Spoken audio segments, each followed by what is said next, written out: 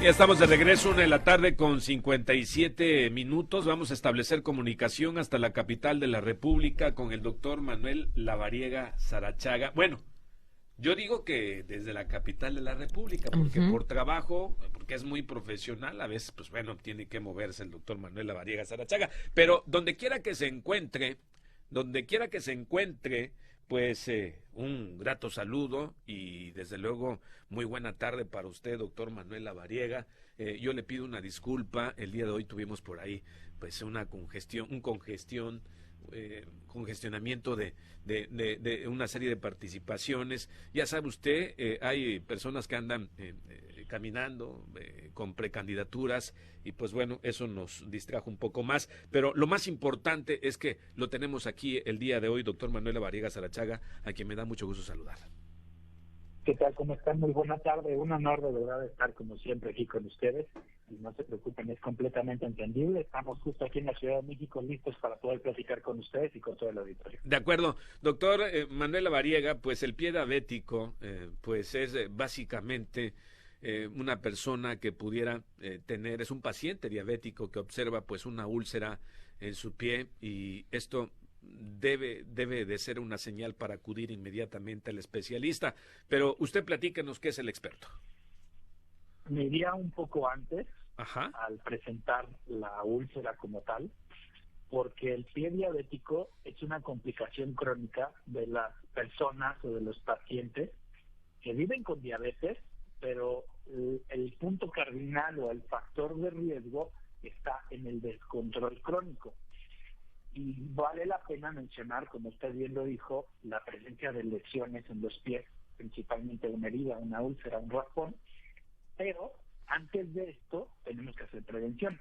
Y sobre todo, aquí en la consulta revisamos los pies de los pacientes y si tienen un callo, si tienen una deformidad o si tienen una zona de presión constante en el pie, ese ya es un riesgo para poder generar pie diabético.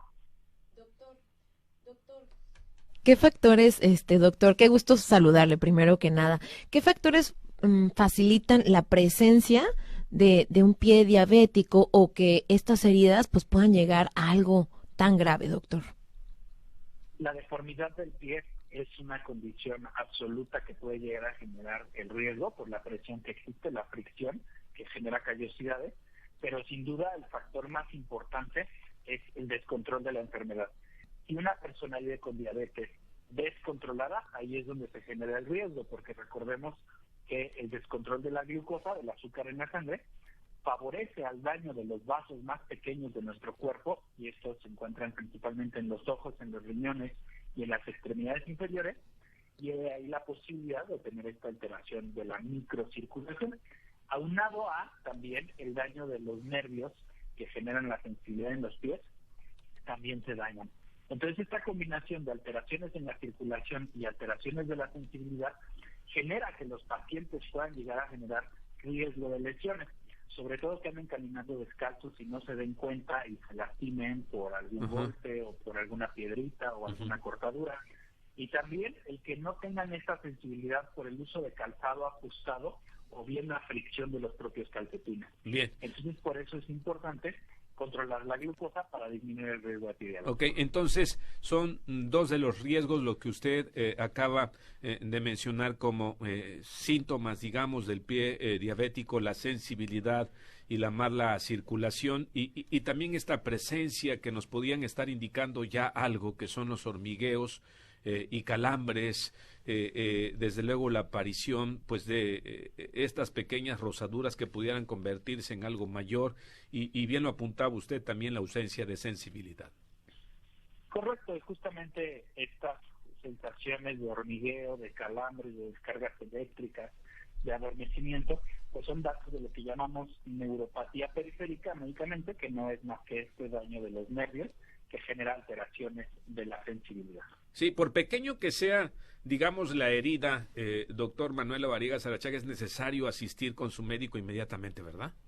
Sin duda, porque el riesgo está justamente en estas alteraciones de la cicatrización. Los pacientes que viven con diabetes descontrolada, perdón que sea tan empático, pero es el principal factor de riesgo, Los pacientes que viven con diabetes controlada disminuyen considerablemente el riesgo, pero los pacientes que no la controlan, existe un riesgo importante. Y por el descontrol de la glucosa pueden tener esta condición también de una sobreinfección, que es como la tríada que finalmente nos genera este riesgo. Sí, doctor, yo quisiera que nos detuviéramos un poquito allí cuando usted dice diabetes descontrolada. ¿Qué lo causa? Imagino que la mala alimentación, puede ser que no tome sus medicamentos o la insulina, el que no duerma bien. ¿Cómo llega una persona a una diabetes descontrolada? Sobre todo el descontrol de la alimentación, el sobrepeso o la obesidad, la falta de actividad física y también el poco apego al tratamiento. Entonces son los factores importantes que tenemos que considerar para poder tener riesgo de descontrol. Doctor, ¿qué tal? Muy buenas tardes, lo saluda Alex Huerta. Entonces, ¿podríamos decir que el hecho de que ya tengamos como un diagnóstico inicial la diabetes no es una sentencia de que desarrollemos el pie diabético?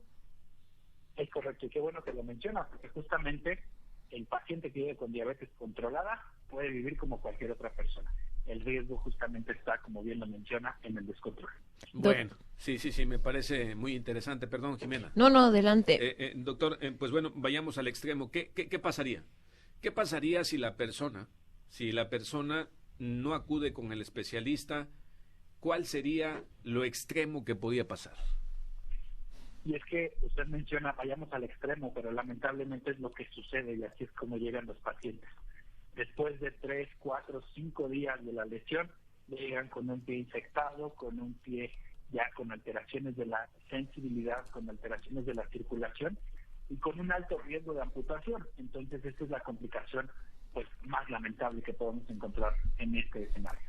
Doctor, sí, justamente se dice que en México el pie diabético es la primera causa de amputación y esto, pues como usted nos comentaba, es por el daño en los nervios que se produce por la diabetes o la neuropatía diabética. Doctor, ¿hay alguna manera de revertir esta neuropatía diabética?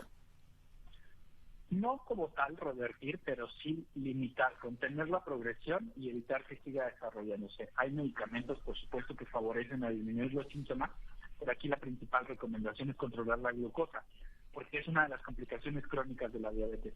Si siempre andamos en 200, 250, 300 miligramos, 400 miligramos por decilitro, además de tener este descontrol, podemos generar complicaciones con el paso de los meses y de los años, que finalmente pues se traducen en esta posibilidad de sí.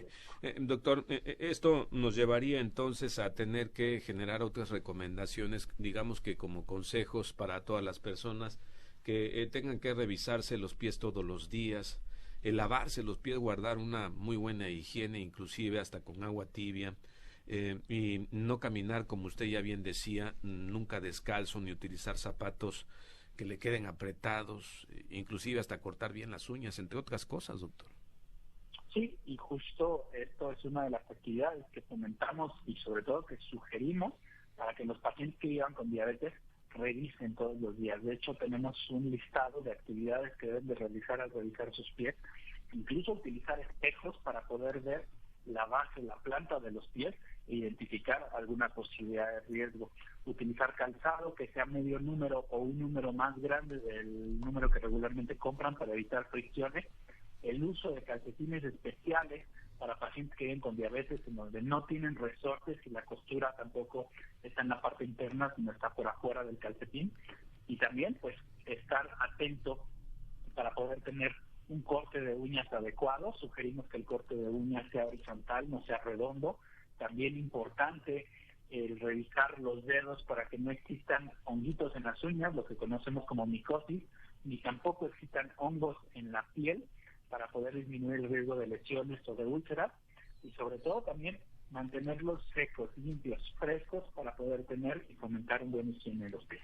Doctor, si no presentamos, al menos de manera evidente, alguna úlcera o alguna ampolla, pero nosotros notamos dolor en el pie, un cambio de coloración o algún otro factor, pues tenemos que acudir inmediatamente al médico, ¿verdad? Sí, son síntomas y puntos importantísimos que debemos considerar para acudir al médico. De hecho, en medicina tenemos una clasificación o una condición médica que llamamos pie de Charcot, y es este pie alterado por la alteración en la pisada que tendrá callosidades o que genera estos protuberancias en los pies y que están relacionados justamente a la postura, a la posición y a la forma de caminar. Esto per se ya es un factor de riesgo para presentar pie diabético. Perfecto. Doctor, ¿qué calidad de vida podemos llegar a tener si presentamos pie diabético? Esto es muy importante porque regularmente cuando hay un paciente que tiene pie diabético, nuestros colegas ortopedistas realizan la amputación 2 articulaciones arriba de la extremidad afectada. O sea, es decir, si tenemos un dedito gordo con esta posibilidad o esta condición de pie diabético, regularmente la amputación podría ir abajo de la rodilla por la condición obviamente del proceso infeccioso y de la alteración circulatoria. Entonces son pacientes que tienen algún tipo de discapacidad, obviamente que tenemos que rehabilitar.